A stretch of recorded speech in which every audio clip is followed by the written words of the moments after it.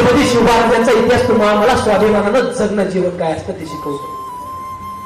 पण त्या छत्रपती शिवाजी राजांच्या नावाने जयघोष करणारी आमची तरुण पिढी स्वाभिमानानं जीवन खरं कुठंतरी आम्ही जगतोय का, हा आमच्यासाठी खरंच चिंतनाचा विषय आहे.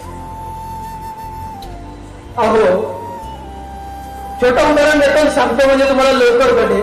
आपल्याकडे निवडणुका होतात, त्या मिळणाऱ्या 1000-500च्या नोटा पायी आणि कुठंतरी त्या नेत्याकडनं 400-500 रुपये आम्हाला खायला भेटतात आणि कुठंतरी धाब्यावरती जेवण भेटतं.